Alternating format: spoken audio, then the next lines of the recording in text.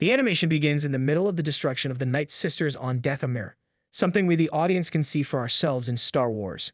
Meanwhile, the forest burns as Night Sisters flee for their lives from the wave of droids as General Grievous is seen sweeping through their home. Just then, we then see Selena leading a very small group away only for them to run into Grievous himself. The baddie ignites his second saber as Selena whispers an incantation to make her blades burn in fiery green magic. It's a quick, flurried, brutal brawl. But just as the energy of the lightsabers heat the magic sickles too much, decimating its magic.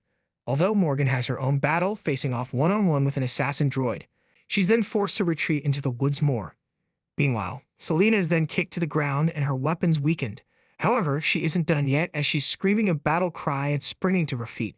She blocks Grievous' attack and readies for round 2, but just as Morgan comes around to help her mother, Grievous' extra arm surprises Selena, stabbing her with a third lightsaber. With her last breath, she tells Morgan, her daughter, to run. Morgan then flees into the woods in pains, while Grievous mockingly yells, "Run!" and then gives the order to his droid army to wipe out the rest of the Night Sisters. Just as Morgan runs, she then finds a place to hide on a wide branch of a tree. An assassin droid finds her and shoots around her to get her to drop to the ground. They both had a short fight, which ended with Morgan's knife going through the droid's face. However, Morgan seems to be seriously injured as she then stumbles through the battlefield and passed out. We then see a group of warriors coming for her rescue. The scene then switches to Morgan waking up as she's informed by some individuals that with the powers of the Night Sisters broken, their spells have faded as she's fortunate to be alive. They then show her the consequences of the dark day brought to them. As they are afraid there's nothing left of her people, Morgan is devastated by all this and depressed. Meanwhile, the villagers are worried about the droid looking for Morgan in the mountain, thereby also destroying them. But their leader informed them that nothing like such would happen. Morgan goes out with one of the villagers only for the both of them to hide as they see some chopper in the sky looking and still hunting for the Night Sisters. Morgan tells her companion that it's okay for them to fear and she could help them as she watched her mother die. Some asked for Morgan help as they said she has some weapon. Morgan shows them some of the weapons. Immediately, the 4 of them goes to attack the drones as more and more drones appears. Just as they all surrounded Morgan ready to finish her off, we then see the village leader as she unleashes a mighty shell blast, destroying them all. Morgan is shocked by this as she then tells her that she must not assume just because one isn't fighting doesn't mean they aren't capable of protecting themselves. Just then, she sees her daughter dying in pains. Just as the leader leaves carrying her daughter, she then tells Morgan, saying her path seems to have been set and she pitied her as she could see what is to come. We the viewers are then taken to the period, set many years after the killing of Dathomir's Night Sisters. Morgan is now magistrate of planet Corvus under Empire, as we the viewers see her selling her idea to a committee of the imperial government about reviving the starfighters so they can be deadlier, quicker, more protected. However, the only downside is that undertaking these upgrades on a large scale will need a lot of fund. Morgan assures the committee that she can implement the upgrades when asked, given the ample resources on planet Corvus. Regrettably, the agreement breaks down, and the committee reveals their lack of interest in Morgan's plans, but rather their desire to take control of the resources found on planet Corvus. Morgan meets his mistress, Gilad Pelion, who seems to have a bungee on her plans, even though she is not like everyone else. Gilad suggests that he may be working for someone who is always seeking smart and talented people, possibly referring to him as Grand Admiral Thrawn. Meanwhile, Morgan arrives back at Corvus as she informs the locals that the Empire is more focused on the raw materials they produce than their workforce. However, this angered the locals who had been assured of their wealth, which was the reason for her election. Morgan is now concerned that a rebellion may occur and seems disappointed. Just then, Morgan is then attacked as she fought hard with the assassin. The local villagers then saw this from afar but decided not to call the security guards. After a long extended battle, Morgan is hit on the face. Just as the assassin tried finishing her off, Morgan then hit him, catching him off guard, then asking who sent him. Just then, Morgan is informed that it was a test as they look forward to working with her. In the next part, Morgan Elsbeth is now flourishing in her miniature empire on Corvus, but the people of the planet are suffering more than ever. She is visited by a former citizen of Corvus named Nadura and a group of New Republic guards.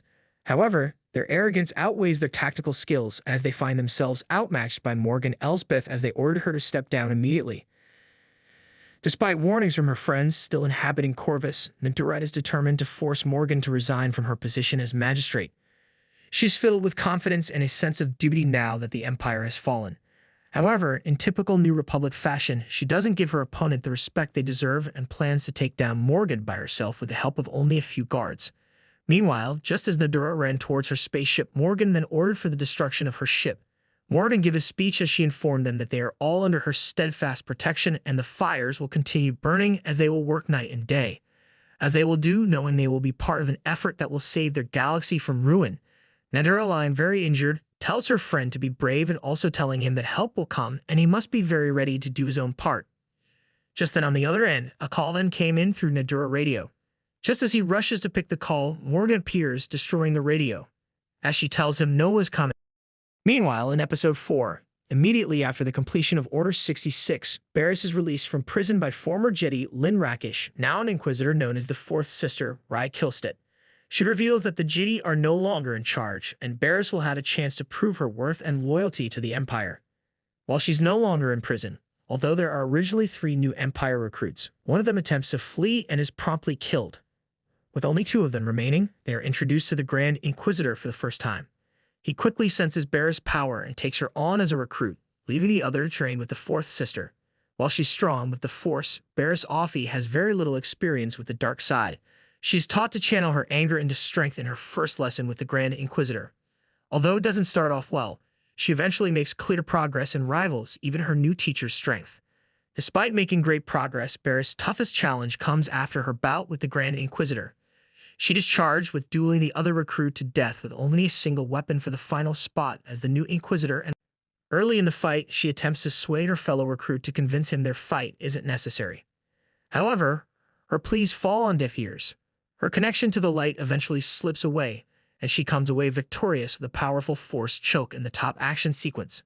Meanwhile, after her battle victory, Bariss is officially the newest Inquisitor tasked to hunt down and kill the remaining Jedi. While this couldn't be the path she envisioned for herself upon questioning the morals of the Jedi Order back in Season 5 of the Clone Wars, she's left without much of a choice. Star Wars: Tales of the Empire Episode 4 concludes with the introduction of the person in charge of the Inquisitors, Darth Vader. It's unclear whether or not Bariss Offee recognizes Vader as Anakin Skywalker. Just after training with the Grand Inquisitor and embracing her inner dark side, Bariss Offee is now a full-fledged Inquisitor.